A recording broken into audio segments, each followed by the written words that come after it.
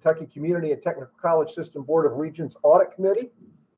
I want to remind the committee that the March 14th meeting will not follow the two-day meeting format due to a lot of regents are going to be attending a board development conference in Boston on the 21st and 22nd. And in full disclosure, I will not be able to be there on the 14th.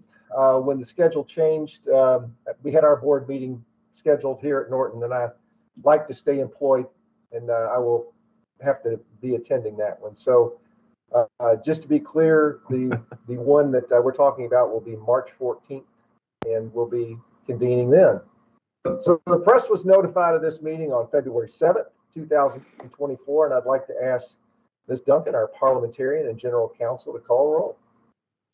Thank you, Chair Cox. So I will begin. Chair Cox. Present. Vice Chair Hamilton. Regent Girdler. Regent Herding. Here. Regent Hodges. Regent Jackson. Present. Regent McGraw. Regent Stevens. Present. And Regent Martin. All right. We need 5 members for a quorum, and it does not appear, let's see, 1, 2, 3, 4. We have 4 members present. Is that correct? So 1, 2, I'm going to count one more time. 1, 2, 3, 4. So we only have 4 members. We do not have a quorum. We can proceed, but we can take no official action. We can take no action, which includes approving the meeting minutes. That is correct. Okay. And Mr. Chair, we're gonna text a couple of the regents, see if they're able to pop on your behalf. I was going to say, and I was just curious if anybody knew that have others responded that they intended to attend that have just not dialed in yet, or is this all we know for sure? I would defer to Shannon on that. No one has contacted me. I have not been contacted. Okay. Well, whatever we can do to see if we can find one more willing soul to help us get to that place.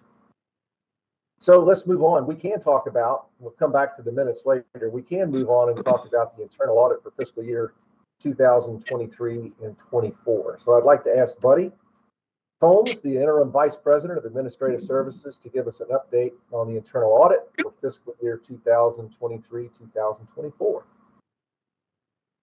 Thank you, sir. We have got Lance Mann and Christopher Boylan here from our internal audit. Dean Dorton, I'm going to turn it over to them. They are going to pull up the audit report and navigate through it and report out their findings for the third quarter. Hey, buddy, can everybody hear me okay? Yes, sir, and we can see your screen. No, you can't, but you will in a moment. Well, I'm seeing somebody's screen. Yeah, I say now you see my screen. Okay. He's got it. Well, thank you, Regents and Audit Committee. We are grateful to be here. And I know that the internal audit report will be far more interesting than the minutes that you're not able to approve so far. If anybody has any questions as we go through it, please do let me know. I like to keep this as informal as possible. So anything you have as I go through it, please do let me know. We completed a variety of audits this time. I'm going to say there's 5 related to the system office and the college audits that are non-IT related, and then some IT related key controls testing that we'll go through. The results take us through last Friday is when we kind of finished our test work for these audits and received management responses. The results are very positive. We did perform a marketing expenditures audit, which we'll go through, that had 4 findings, 1 moderate, 3 low. We performed 4 separate business office audits at the individual colleges. 2 had no findings. Madisonville and Hazard had 1 low risk finding each. And then in the IT key controls testing, we've got a handful of findings to go through. The marketing department audit came up as a special audit this year that was not part of our original risk assessment due to some budget concerns and just some other concerns that were brought forth. And so we did do some investigating. I will say there was a slight scope limitation to the audit, not because of current KCTCS management, but because there was some restructuring of the marketing department prior to the audit, and there was some employee turnover. And so there were employees we were not able to interview as a part of, former employees we were not able to interview as a part of this process. We did identify some strengths in this area. The marketing team that we did work with and interview were very open and helpful in assisting the audit. The purchasing procedures, the invoicing procedures, and the reconciliation procedures did appear to be operating effectively. And there had been some recent employee training over coding and classification of expenditures that seems to have resolved some of the original concerns that were brought forth to us. And can I jump in very quickly and declare that we do now have a quorum? Regent Martin is here. That would be Chair Martin, not Alexandra Martin. And I apologize. I just was having a quick impromptu PLT meeting of my own, so I apologize. Well, I don't know, Chair Martin. We may have to penalize you. I'll sit in the penalty box. I'll do my time. Hey, thanks for joining, Barry. I do appreciate it. You're very I welcome. believe Regent Hodges may have joined too. Welcome. Regent Cox, did you want me to pause so you could go back to the minutes, or would you like for me to continue? No, let's go ahead and continue, Lance, if you don't mind. And then after this, we'll go back and approve the minutes and then go to the external audit. So please proceed. Thank you. And yes, sir. I'm sorry, Lance, just to confirm what Shannon said, Leah has joined, so we are in good stead for our quorum. Great. All right. The moderate risk finding we have here really came out of the interviews. As a part of the interviews, we learned that there had, in the past, not in the current year, but in the past, there had been some entertainment type events that third-party vendors had provided for KCTCS staff at their annual or periodic meetings that they would have. Could involve dinner, happy hours, could involve some gifts. We weren't able to obtain information because it wasn't KCTCS having the party, so we don't know the cost of the items. But the appearance was that the items were in excess of the amount of gift that KCTCS employees are allowed to receive from vendors. And so our recommendation here is really education on KCTCS policies and procedures to all staff in the marketing department, but it may not be a terrible idea to just remind all departments about this specific policy. And Buddy and Hannah are working on an action plan there, as you can see, to have implemented by July 1st of this year. Hey, Lance, to what level are we talking about here as far as, I mean, what's the vulnerability of this? I guess I'm asking how far over were we? Was it a? It's unknown because we don't know the cost of the expenditures incurred by the third-party vendor. Okay. Those amounts were not billed to KCTCS. They were covered by the third-party vendor. The risk here is the appearance of, you know, if we throw you these big parties, will you keep hiring us type situation. Okay. Well, Russ and I, we have that same kind of involvement with the pharmaceutical companies and with other vendors. So we understand it, but there is an acceptable level, right, Russ? Oh, yeah. That's why I We was just asking. need to determine what is our acceptable level, I guess. Oh, you're asking what KCTCS's policy is. I think it was, Yeah. is it $25? Yes, sir. It's $25 per person. Per person. Yep. So if you had a gathering of 20 people, I mean, you could spend $500 on the event and we could be okay. So what you're saying is we need to have some way to value that perk that we're getting, right?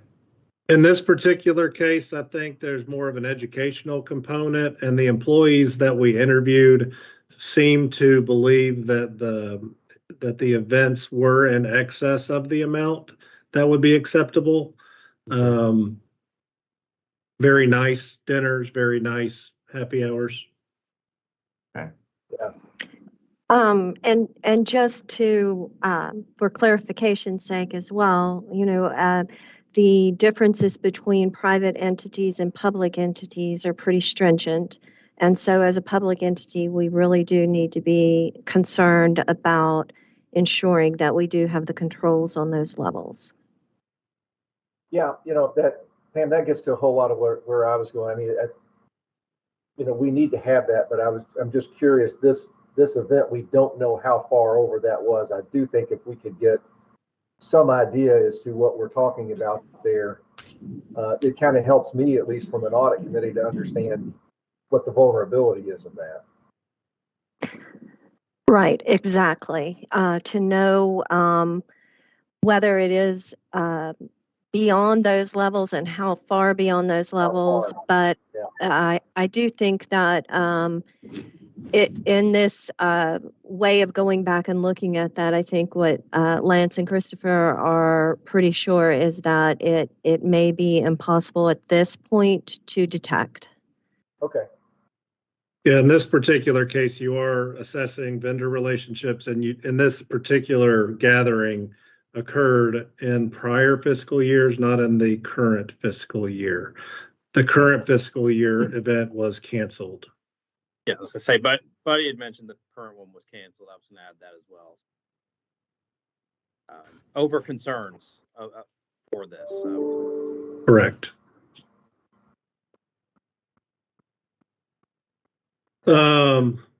Two low risk findings here.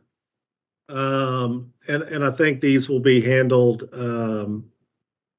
in due course. Number one, there was some concern that there were some duplicative positions between the system office and the individual college offices. We heard this on multiple occasions, so we felt the need to put it on the list here. It's just a low risk observation, not really a finding. We did speak with Hannah about it, and they're currently in the process of hiring a new VP over communications and strategy. And the theory and the plan would be for that individual to be able to assess the org chart and responsibilities of the team to ensure there's no duplication. And those finally, interviews are occurring today, actually. Awesome, thank you. And then the final one was, one of the things that brought forth this audit was some miscoding of expenses. They had been recording marketing expenditures to an incorrect budget area. The error has been corrected subsequently, and additional training has already occurred. But since that did happen, we needed to put it on the list. The bottom item here should be resolved, but it was just another observation that we have, not really a finding, something for you all to be aware of. In our test work, we found that one of your current vendors was billing KCTCS for the time it took to bill KCTCS. Okay. Any questions on the marketing audit? Yeah, I think This is Dr. Jackson. I'm sorry. I had one No, question. go right ahead. Back to what you presented in the beginning. And I know I've heard several of you say it would kind of be hard to find that, but why is it not possible to reach out to the vendor and ask them for an invoice or a total of what was expended on a particular event? I think KCTCS would have that right. We as your auditors did not have that right. Right. Thank you. Any regions have any other questions on this part? So, I mean, real quick. Oh, sorry. Go ahead, Barry. that's okay. You go ahead, Joe. About the ad hoc audits, are there any additional charges by your organization for any ad hoc audits to take place beyond your contract? I don't understand the question. I apologize. All right. Do we pay more for ad hoc audits that are outside your scope of this internal audit? Brett, sorry. Yes, great Yeah. question. You absolutely do not. Okay, awesome. Perfect. We have a fixed fee contract for services for the year to cover all internal audit services for the entire year, including out-of-pocket expenses. You don't pay extra if we travel somewhere either. Oh, okay. Perfect. Second question on that. Who has the authority to authorize that ad hoc audit? This particular ad hoc audit was requested by legal counsel and your interim CFO. So you can say probably like a VP level, maybe at the system kind of. Yeah. So if you look at your internal audit charter, our direct point of contact in this case would be Buddy. But anybody at that level would be able to work through us, and then, us also using professional judgment and whether or not the audit was appropriate. If management were to bring us something we deemed inappropriate, we would want to discuss it with the audit committee before proceeding. Perfect. Thank you. That's all I had. Good. I have a question. So if we do ask for the invoice and we find out that they spent $35 per employee, what are the repercussions? What do we need to do to correct that? Or is there anything in retrospect we need to do other than education for the future? I would ask legal counsel that question. Well, I would say, at least from my perspective on that, Lance and Pam, I think the main thing we need to do would be to document it, that we are aware of it, that we have discovered it, and the actions that we took for educating so that it doesn't recur. The reason I was asking about how far off we were is, I mean, if we're talking thousands of dollars, that's a completely different issue. If we're talking that, it was minimally over, and education can, solve that for the future, and, recommunicate policy, and then make sure that vendors know going in to any of this that this is the limit, then that's one thing. But so I would think at a minimum we need to document that it was discovered, it was reported to the audit committee, it was discussed with leadership and management, and appropriate actions were taken. Yeah, and Regent Cox, in addition, one recommendation that did make it on this list because it was more of an informal recommendation was for KCTCS to consider in the future if it could or should include something on the personal service contracts about the policy as it relates to entertainment and gifts. Yes. And for those who don't know, the PSC is a contract any third-party vendor has to sign before they can do services for KCTCS. Yeah, that's a good idea. Incorporate that into the contract so they'll know up front. If it's possible. A lot of those contracts are managed by the state. I wasn't sure if you could edit them much or not. If it's not, so I would say there are a lot of interconnected issues in this matter. If you go back to previous internal audits as well as Huron, previous internal audits have shown that we are not tracking by vendor, and that is going into place so that multiple vendors may not be doing exceeding what they're supposed to be doing. So this is all part of the procurement center of excellence that Huron is talking about. There are a lot of opportunities for being more interconnected in the system as a whole, so that we are able to sufficiently track what vendors we're using, what the invoices are saying. Additionally, with the educational component of it, and then some of these additions to the contracts, I think are all things that we will need to be looking at. But definitely those Huron kind of risk management opportunities that were presented. President Quarles, anything you have to add before we move forward? Yeah, I think that coming out of state government, there's always an annual refresher to employees about policies like this. There's always just an annual reminder, these are your ethical rules, and maybe it's something that's specific to those that interact with our vendors, but that's a policy we can put in place. Absolutely. Absolutely. I totally agree. And you also have to always account for new employees coming in and turnover, and, lack of awareness. So I think that's great practice to institute. Okay, Lance, let's keep going. Thank you. I have a question for Lance.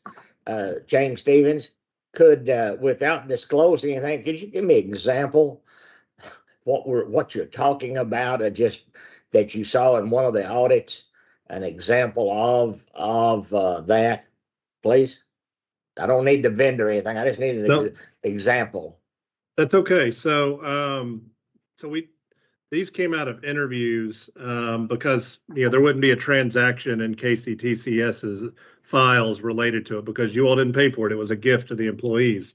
However, the example is whether it's annually or semi-annually, the marketing department in this specific case would have some form of retreat. And at that retreat, there would be an evening event. And the evening event was paid for by the third-party firm that you used that was also in attendance at that retreat. And so whether it was a happy hour or a nice dinner, and I think we had heard that there were some small gifts that were given during that time period too. Hey, you work with us, here's a Yeti with our company name on it, something like that. That's kind of the premise behind it. Does that make sense, Regent Stevens? Yes, sir. I was concerned that, and I understand if it's the system or so. I was just concerned from the Board of Regents if there was something going on to the Board of Regents, and to my knowledge, at our meetings we have not seen that. I have not seen that's what I'm saying. So thank you for the clarification. It was system-wide special workshops or so by colleges or departments, and not for the Board of Regents. Thank you. You're welcome. All right.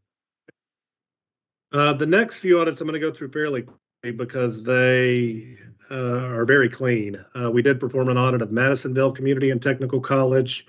They had some good strengths. They've got long-term president, long-term chief business officer, and the business office does work very effectively there. We had a small finding related to I-9s. For those who may not be familiar, an I-9 is a form that you fill out when you start work somewhere, and there's all these specific rules and regulations around how to fill them out and how many days after starting employment you have to fill them out. How do they have to be maintained? When can they be destroyed? A significant amount of rules, and the Department of Labor is focusing on it heavily at employers. So we also look at it to be able to bring risks to you all in case the DOL were to ever come look. And so a small risk here, the HR director is working on correcting it and plans to remediate in the future. Good. Owensboro Community and Technical College, we performed an audit over their business office. A lot of great strengths here. We had no findings related to this audit. Hopkinsville Community College, same thing. No findings here as well. And we generally perform a very consistent set of procedures at each business office audit. And then finally, Hazard, still a very clean audit, although we have one small finding, again, related to I-9s. And Chris, correct me if I'm wrong, but I believe we may have one more left, but I believe that takes us over the last 3 years. We have visited and audited every business office at every college, yeah. We have a couple that will show up on the last report. One of them We is have two more. one of them's actually in the closing stages of being wrapped up. I think similar to this one, I think we're still seeing some I-9 issues. So I don't know if we need some more training across colleges on the I-9s. And then we have another one we're getting ready to start up. Now that will take us through every college over the last 3 years. Thank you, Chris. You're welcome. Any questions before I get into IT? Real quick, is the I-9 a electronic form or a paper form? You have It is a both paper form. It's a paper form. Is that it's like a government form? There as is well? there is an electronic option KCTCS could employ if they desired. The positive with the electronic version is that it's fairly dummy proof and that it tells you, it won't let you proceed if you have an error. Gotcha. Thank you. It's not completely dummy proof, it's fairly. I work in IT, I know.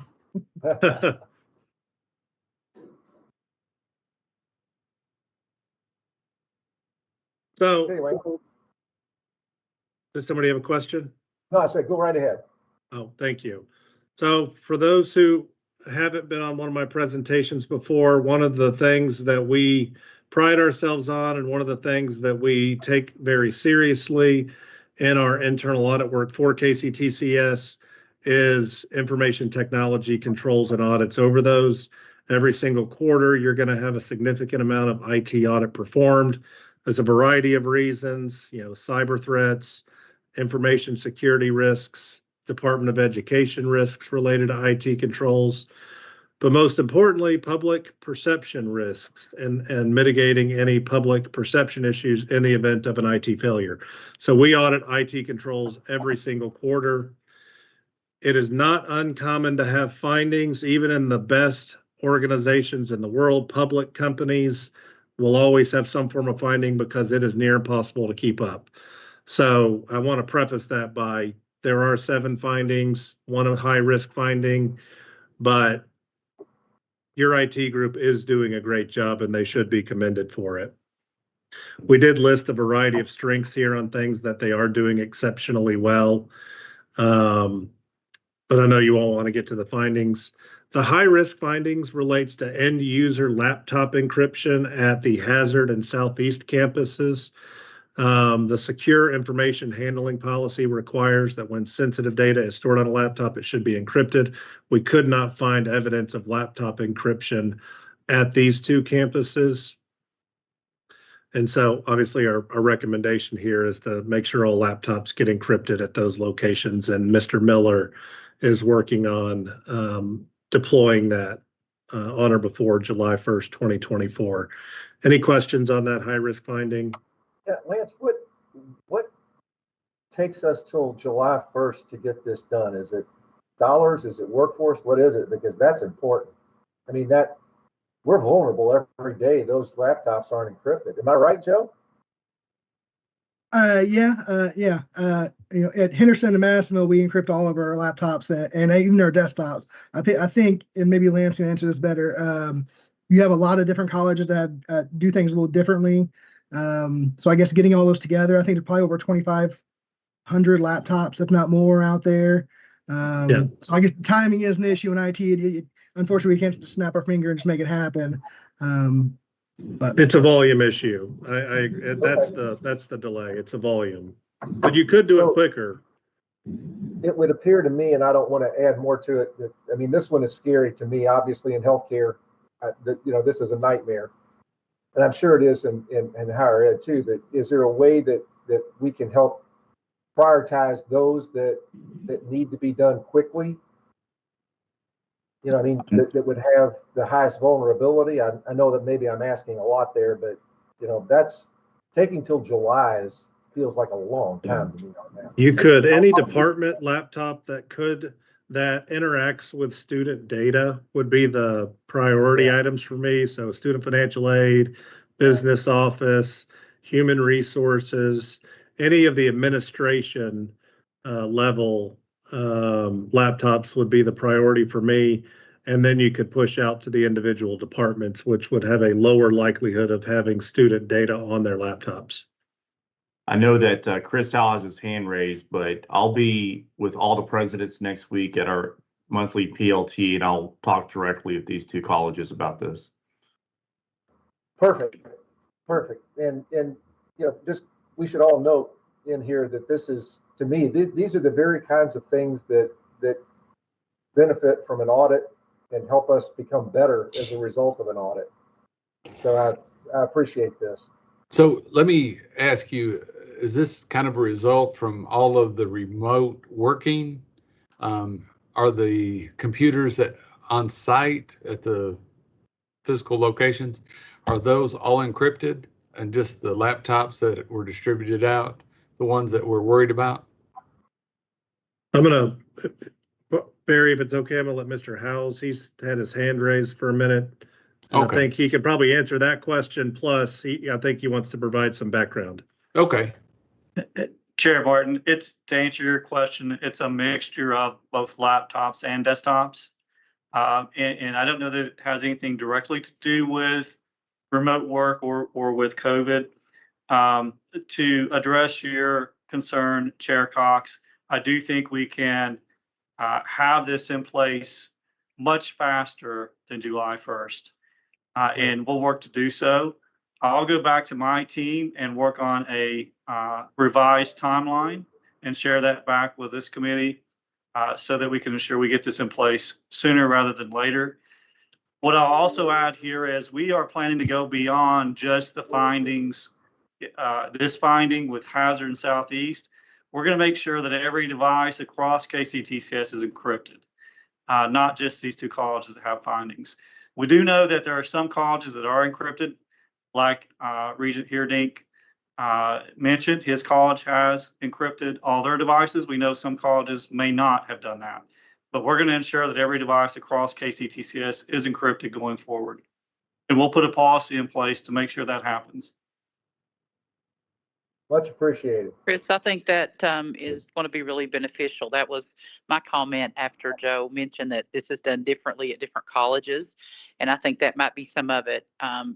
You know, the policy that you will develop, I think, will be very helpful in ensuring moving forward that there's sort of a very concise process, but a very consistent process to ensure as we onboard new devices that it just goes through that from the beginning, and hopefully not place us back in that situation. I appreciate that. Thanks, Good. Thanks, Chris. Really appreciate that. I think that's a great answer. All right. Any other questions or comments before we move on?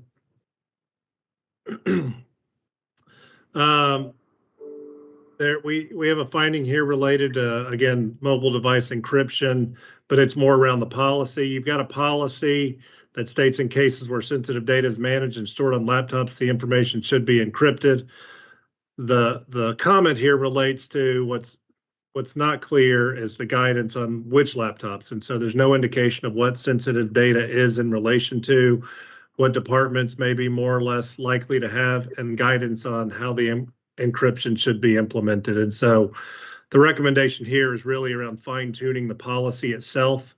So that way there's no question about whether or not a specific device should be encrypted or not. Okay.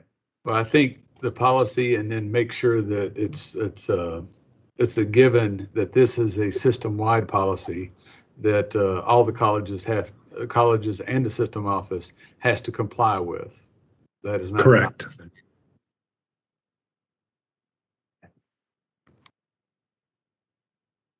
KCTCS does have an incident response plan, which is very positive. But there was a few items that we were not able to observe in the incident response plan. They are listed here. There was no notification requirement outlined. There was no requirements to test it on a regular basis, including cross-functional testing that brings in departments other than IT. There are implied categories of incidents that could be understood as what KCTCS considers to be an incident that requires the use of it. However, the category should be more specific. And the incident response plan is required to be filled out after each incident. It does not have sections to adequately document all the requirements of the IRP.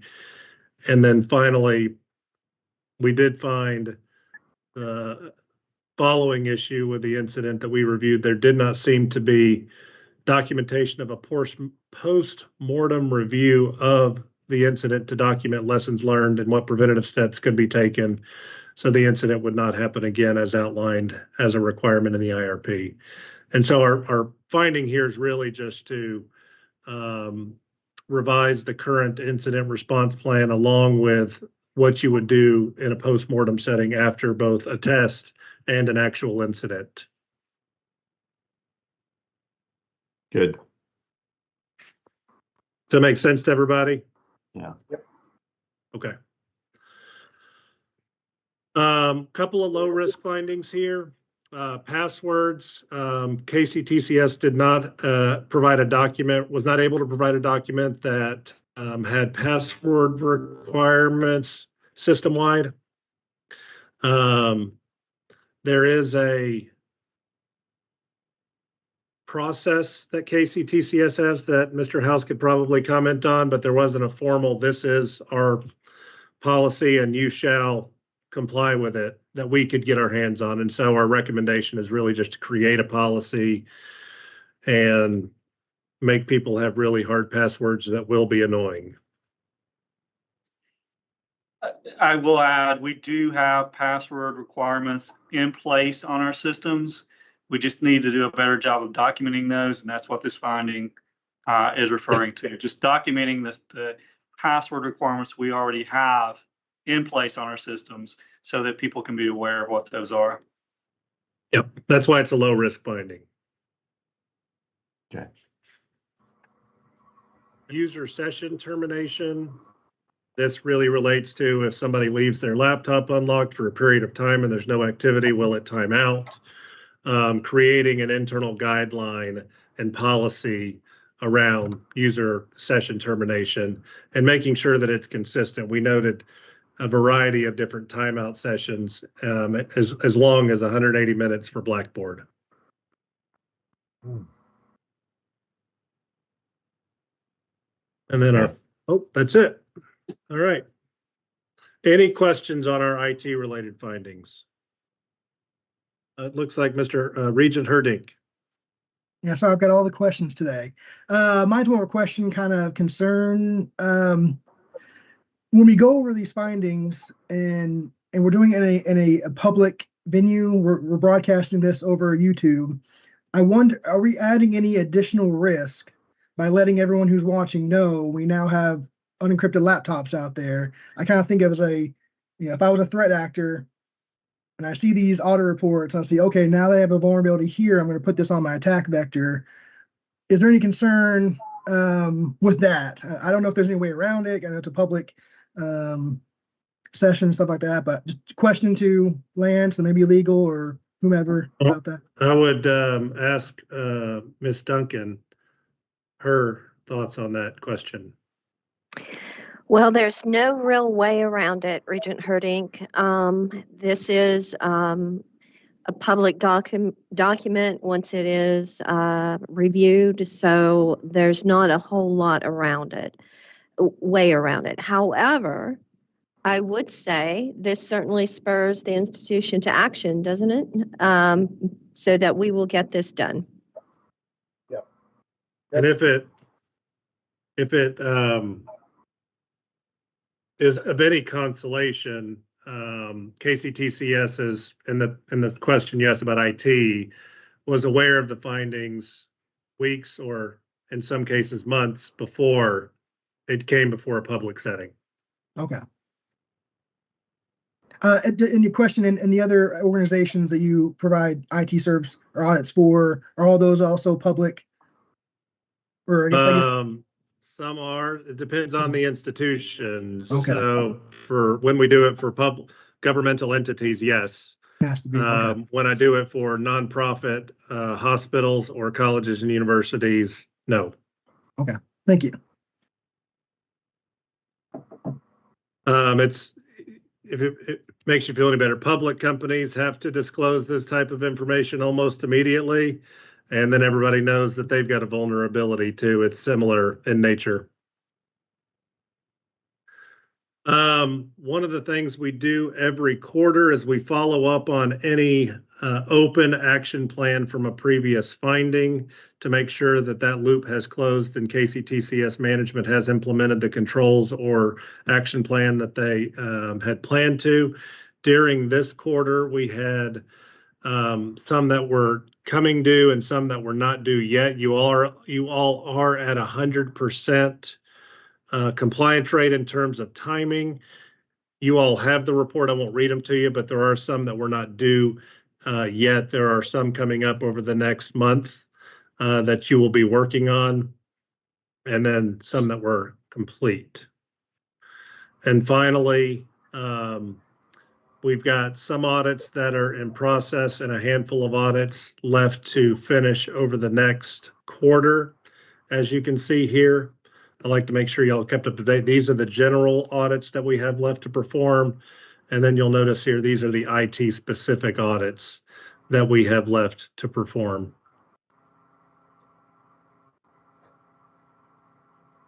Very good. So Anybody have any questions or comments about those items? And so I would just like to add one comment, and that is, I guess for Chris, and your reference to sensitive, those that have access to sensitive information. And honestly, I don't come from the IT world, but I see every single device we have as being potentially at risk because anyone in KCTCS can pull up student information. So whether you're in a wraparound service of some kind, advising, tutoring, the library, it really doesn't matter where it is. I think that needs to be brushstroke global, that all of them are held under that. That's just kind of my thought about that. So I would like to clarify that comment. There is student information and then there is FERPA protected information. So let us make it clear that not everyone is able to access FERPA protected information. So I don't want our students to be out there thinking that anyone and everyone can access their information. Yeah, and I understand there is a difference, but I'm thinking everyone in KCTCS has some ability to get into information that, you wouldn't want to leave your screen up that has even non-protected things, that would show an address of a student potentially to someone who would not need that information. So I think that's just a general way to protect everybody all the way around so that we don't miss any, I guess. But I appreciate that, Pam. I do understand. Maybe I wasn't very clear on that, but I do understand what you're saying. Okay. And in this, just wanted to clarify a little bit, the risk that we pointed out was laptops that could have sensitive information stored on it. Once somebody would have your laptop, there's additional controls that haven't been talked about today, including multi-factor authentication and safeguards against accessing certain systems unless you've got certain passwords and credentials. So you got to have them all 4 or 5 steps along the way to make the system work well. Great. And I think that wraps up the internal audit information side, correct, Lance? Yes, sir. Okay, so we just take a pause here for a second. As an audit committee, this is an extremely important aspect of what we're charged to do by the remainder of the board and as a committee to make certain we've asked the questions. You've asked good ones, but I want to take just a second and go through and make sure that you don't have any other questions. And to kind of start that out, President Quarles, any comments that you want to make before we move on? Well, with 7 weeks under my belt, I just want to say thank you, Lance, and your team, and thank you to our respective employees at KCTCS for bringing these things to light. So, again, we're committed to improving our system. The good news is that we have proactive folks that want to address these and get it done quicker. So, thank you. Patsy, any thoughts before we move? I don't have anything else. Thank you. Okay, Joe? I think I've asked enough questions. I got mine solved. Thank you. Oh, no, Joe. In an audit committee, there's not such a thing as too many questions. So, James Lee, any questions that you have before we move on?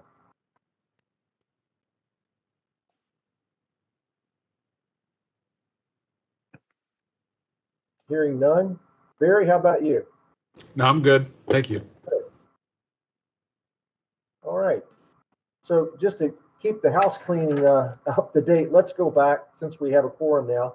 We do need to approve the meeting minutes from our last meeting, which was November 29th, which seems like years ago, of 2023. Are there any corrections to the meeting minutes? If not, may I have a motion to approve? I make a motion. Second. Thank you. And a second?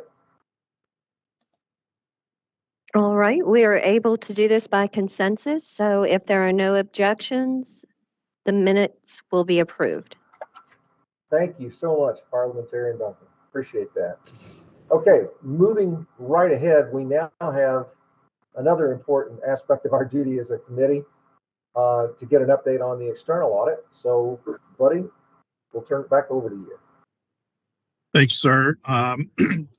We have completed our external audit with our vendor Forvis.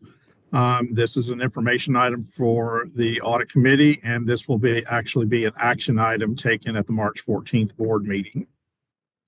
On the call with us today, we have Jennifer Williams and Mary McKinley, and I'm going to turn it over to, I think Mary's going to give this presentation and share her screen, and we'll go from there. Over to you, Mary. Buddy, excuse me for just a second. I faulted miserably on the last. Leah, I see you joined the call. I know you were there. I'm sorry I didn't call you out specifically. Any questions that you have on this before it's very important that we get your perspective on this as well.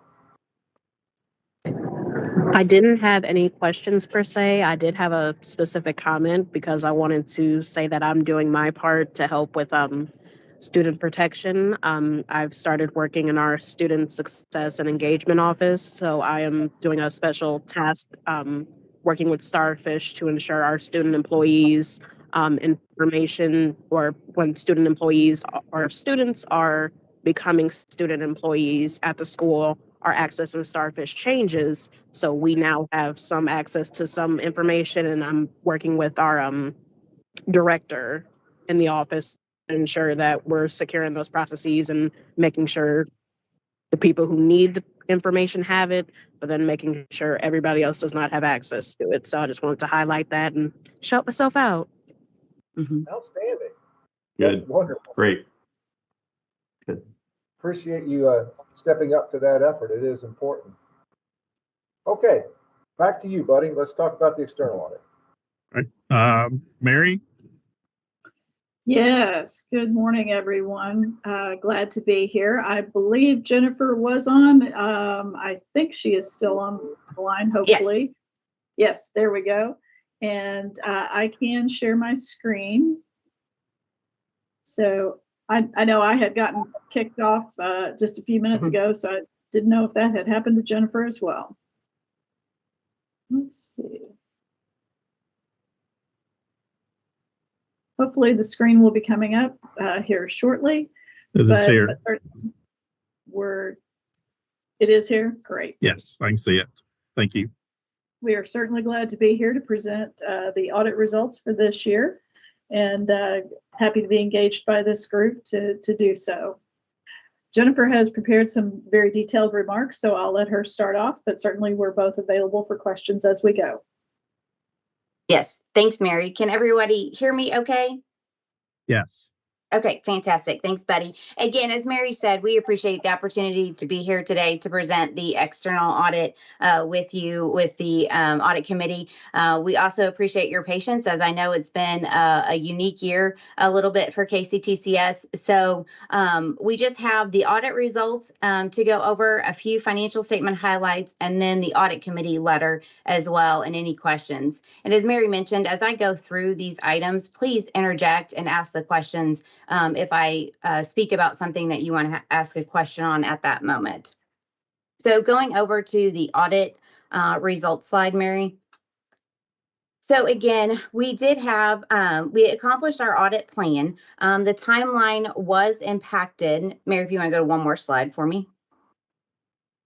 The timeline was slightly impacted with the state examination report. So as you all are well aware of that and have been in the details with that, due to some potential financial statement risk or some findings noted with that. We did talk with management.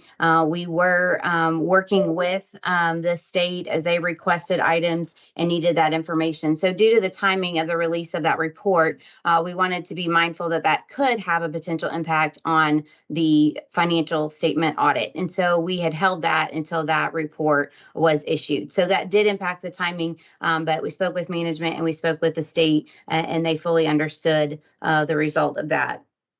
We had great client assistance and responsiveness from the team, from Buddy and his team and David. So as we went through the process, we kept the timing that we normally have, and everybody was providing us the information that we needed. We did issue an unmodified or clean opinion on the financial statements, so what you expect and have received in the past. We did not have any significant deficiencies or material weaknesses in internal controls over financial reporting or compliance noted. So you will see that there are no findings noted in the financial statements that you have in your board packets. We did adopt GASB, or management did adopt GASB 96 during the fiscal year. This was about a $3 million impact, and this was very similar to leases adopted in the prior year with 87. This is where there are IT arrangements. It's called GASB 96 is SABITA's subscription-based technology arrangements. And so those items basically, if there is an arrangement, you have an asset and a liability that is recorded on the financial statement. So again, very similar to 87 last year with the leases. Going over a few of the financial highlights for fiscal year 23. So you'll see some comparison here. Net tuition did increase about 12 million. There was some rate increases as well as just kind of turnaround with increase in students as you come out of the COVID impact. So good increase there in net tuition. The net position also increased to about 105,000, sorry, about 11% change there. So that's primarily driven by the revenues and expenses and then the asset position. State appropriations, as you get capital funding in various amounts, that did increase during the year as well. So that was 196 million there. Here, this is probably a little small to read. Sorry about that here. This is just a condensed version of the statement of net position. And what I would add to this is management prepares these financial statements. They do prepare the management's discussion and analysis, and I should have mentioned that at the beginning, but that provides you a very good detail of the activity that occurred during the fiscal year. So most of my notes here are highlighted as well in the management discussion and analysis in the annual report. So you will see, again, a solid net position, as we mentioned. Cash and restricted cash did increase, again, primarily driven by funding for capital projects. The lease assets and capital assets, that had usual activity where you have the increase in your capital assets and disposals of certain items. Total assets, the main driver of the increase here, you had about an $8 million increase in investments. Obviously, the market had a turnaround, so you did see a good swing in the investment. So that was a nice pickup. And then you also see changes with the OPEB asset, so that in your pension, those are driven by actuarial assumptions. So a lot of activity there based on the market and different items that will impact that. So the pension and OPEB can always swing or adjust the financial statements depending on those actuarial assumptions that are used. There you'll see the other items there. Again, the net position and the leases and subitas, as I'll say, those are all just included there. So you can see, again, not a significant impact there. Okay. On the statements of revenues and expenses, so here you'll see a decrease in the federal and state grants. This is what you would expect to see as the COVID funding is no longer applicable in the future, and you see that money that you have spent. So this is very consistent with the other colleges and universities as that money has gone away from the impact of COVID. Then you do the operating revenues, primarily driven, as I spoke about the tuition revenue. And then the total operating expenses, you see this is a decrease here. What I will note is that because of the HERF funding, there was additional funds used for students. So the financial aid piece in the expenses was actually lower in the current year than the prior year. So I just don't want that to mask a little bit. If you look at some of the operating expenses, those did increase as instruction and support services. As you serve more students, you would expect those to increase. And then the cost of just goods and salaries and all those types of things. So just wanted to note that here as I put these on the lines, that was a difference in what was causing some of the drivers on those numbers.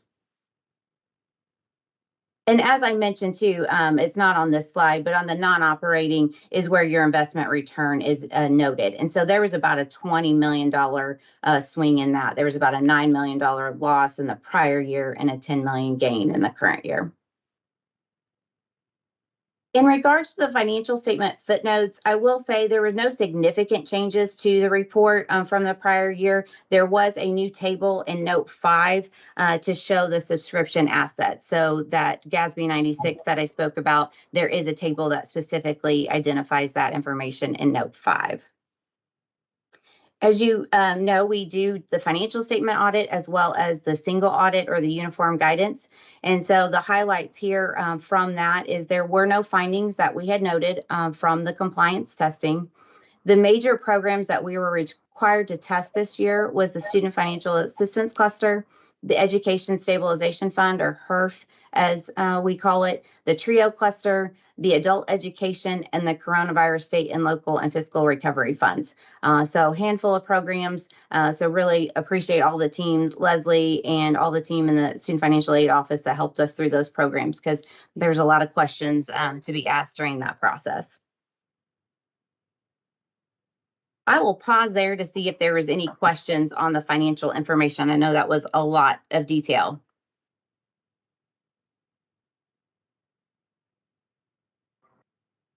There was from an audit committee perspective, Jennifer and Mary, there wasn't anything that jumped out at me on that said red flags or we need to have a deeper dive on this. But you know, admitting that I'm not the smartest guy in the world, are there things that you would direct our eyes to from a trend or otherwise that we need to know? Great question, Chair Cox. Not in particular. I think when I noted about the operating expenses, and again, I know you all are looking at various departments and different things that you've talked about, and you know, Lance and Dean Dorton is helping with it from an internal audit perspective. But again, those expenses, as colleges and universities are looking at this and the funding that is available, and some of it, I think some colleges looked at the COVID funding and it kind of masked maybe some of the problems that they had and didn't pay attention to some other items. So that would be probably one item that I think we've discussed, is just making sure you're monitoring the expenses. And again, just to make the system successful. So I know you all are doing that and looking at those things. So I think that would be one trend that I have seen, and just with that COVID money, because it was a lot of dollars that were provided too. And it was great to keep everybody going, but sometimes it can mask some other items that you're not looking at. Yeah. Even a healthcare guy can look back and say those were the good old COVID days. Yes. So anyway, any questions from the regents? Joe, James Lee, Patsy, Barry, or Leah, anything that you saw there? Any thoughts or questions that you have before we move on? No. Great. President Quarles, anything on this far that jumps out at you that you want to share? Yes, just one question. It has to do with COVID money, and maybe this is more of a buddy question, but have we exhausted all of the anticipated COVID funding that's gone through, or can we anticipate it currently be on the books and show a lower amount in the future? I guess the question is, how dependent are we upon any remaining COVID money affecting our balance sheet? From my perspective, we're not dependent on that. We do have, I think there's 2 COVID grants that are still left that we can spend through the end of June of this year, but Okay. we've basically exhausted all those funds. Thank you. Yes, great question. Okay, Jennifer and Mary, anything else? Moving on. We just have the audit committee letter to go over, the high level notes there for you all, which is our required communication to you all today from that standpoint. So on the audit committee letter, as I noted, these are the standards that we're required to follow, and we did issue an unmodified opinion on the system's financial statements. In regards to any significant accounting policies, those are all described in note 1 of the financial statement. So those policies that you all have at the system, those are noted in note 1. We did not have any alternative accounting treatments that we noted, so there was no matters to report there. In the management judgments and accounting estimates, so again, these are just inherent in the financial statements. And so during the audit process, we look at these and evaluate those and management's judgments that they used. And so we look at the valuation of investment securities and how that net asset value is calculated. So we will use a third party to help us make sure that valuation is correct. As I mentioned, the actuarial assumptions that are in the actuary's report for the pension plan, along with the other post-employment benefit or OPEB. So again, we look at those assumptions, we agree that out to census data. So again, to help us verify that those appear to be accurate that are provided to you all. We also look at the allowance for uncollectible or receivables. Again, that is an estimate, and so that's where some judgment can come into play if that higher or lower. So we did look at those, and no items to note or issues with those estimates that we reviewed. Okay.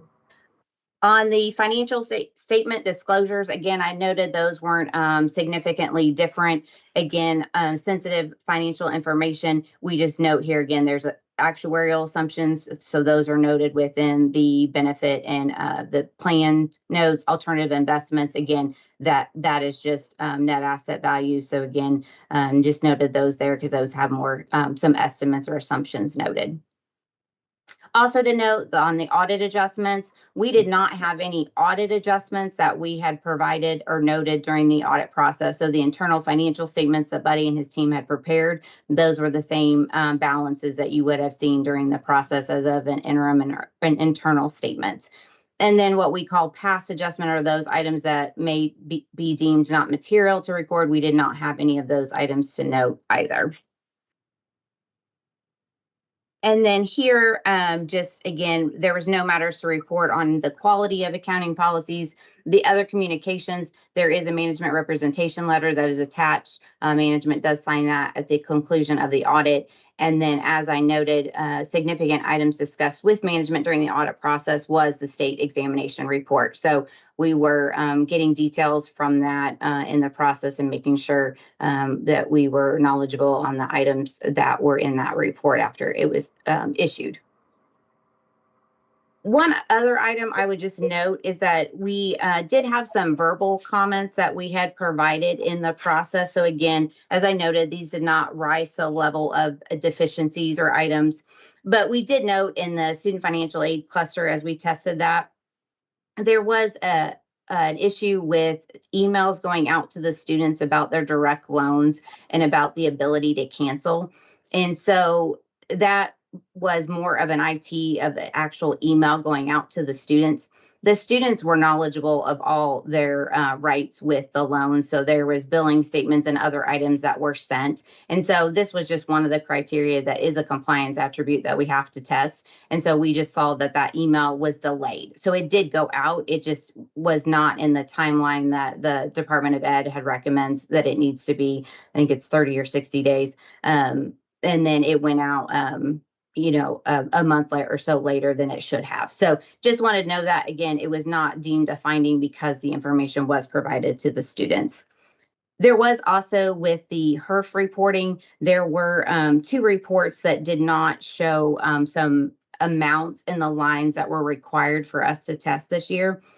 They, and unfortunately, the Department of Ed did have changes in how the reports needed to be updated. So again, this is a hard one because again, this was all new funding. And so as they gave guidance on the reports, then they changed it slightly. And so that was harder to know exactly how these lines had to be reported. And so these 2 lines just needed to know what money was spent for notifying or updating students about COVID and different items that the colleges were performing.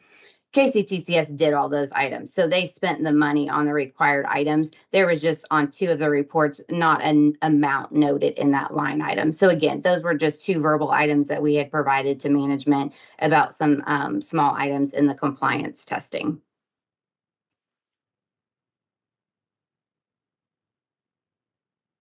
And those are the comments that I had prepared for you all today. So happy to answer any questions or go into any other questions or comments that you have.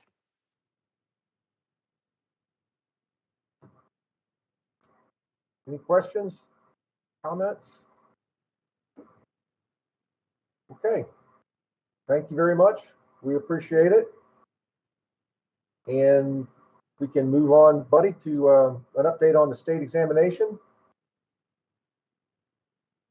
So thanks, sir. So we're moving forward with the state examination. We've accomplished some of the tasks already. Most of the tasks will be completed, hopefully, by the end of April when we start the budgeting process. However, there was one item in the state examination that we requested to do an RFP for a forensic audit. The forensic audit, we developed an RFP in cooperation with our general counsel. That was basically publicly put on our website around the 1st of February. We received 47 follow-up questions in regards to the forensic audit. The deadline for proposals to be submitted is February the 29th. Once we get those proposals, then we will have a committee to review those proposals and then select a vendor to complete the forensic audit. And we have requested that this audit be completed and report back to us no later than October 31st of 2024. Okay. Very good. Okay, a lot covered today. Appreciate your time. Appreciate your patience. Most of all, appreciate your participation. As to all the staff that's involved at KCTC, thanks for the information that you provide, the readiness with which you make us for this meeting, and most of all for the good work you're doing for students who really need what we're providing, and keeping us focused on how we best support those students is a whole lot of what we talked about today, and ensuring that we're within the proper standards and the proper reporting mechanisms that we have, and making certain that we have an understanding. As you know, I think one of the best practices that you can possibly have with an audit committee is to end it by making sure that you, in a round robin way, go through and ask if there are any regents who have any lingering questions or any concerns that we need to, because we need to be able to represent to the full board that we have had all of our questions answered and feel good about it. So I'll just start with Dr. Jackson. Dr. Jackson, anything before we call this a day that's still on your mind or that you have lingering questions about? No, Russ, I appreciate it. Thank you for being on today. We do appreciate it. James Lee, anything? No, sir. Thank you for the opportunity. Appreciate your participation as well, Joe. Yes, I do have a couple. Of course, you probably knew that. For Joe, the I count on you, RFP, for the RFP for the forensic audit, you might not be able to talk about it since it's an RFP mode right now. But what's the estimated costs for that forensic audit to KCTCS? We do not have an estimated You don't have. cost. Okay. Okay. We, in our response, it's the best offer that they can provide us. I mean, Thank you. Second question on that one. Do you anticipate an increased workload for business office staff at the colleges and at the system office to comply with the forensic audit requests and asks? yes, there will be an anticipated workload, mostly for the office staff here in Versailles, but there will be some opportunities for workloads at the colleges as well for requests for information. Awesome. Thank you. Very good. Leah, any thoughts you have?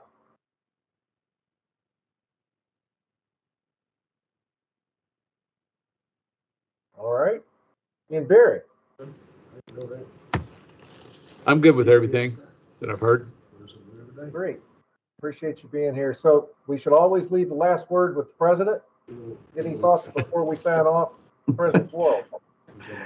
Thank you, Chair. Just 3 quick comments. Number one, I'm looking forward to my first Board of Regents meeting next month.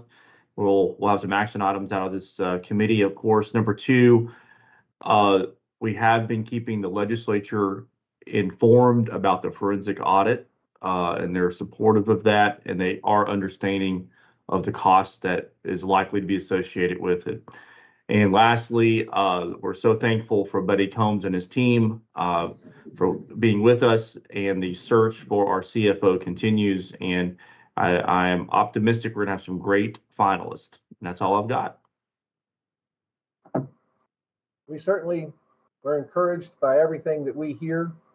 Certainly encouraged by all that you've been able to accomplish in a short period of time, and are here to support you and make certain that the entirety of that staff feels the support of the Board of Regents. So is there any new business that the committee needs to address? Hearing nothing, let's move on. This concludes the meeting. Just a reminder that the Regents meeting will be on March 14th at the system office. And with that, I'll ask for a motion to adjourn. So moved. Second. Second. All right. And Parliamentarian Duncan, go ahead. by consensus, if you'll raise your real hand or little hand, that will be good. All right. It looks like you're adjourned. Thank you, Chair. Thanks everybody for being here. Take care. Thank you. Thank you. Thank you all. Thanks.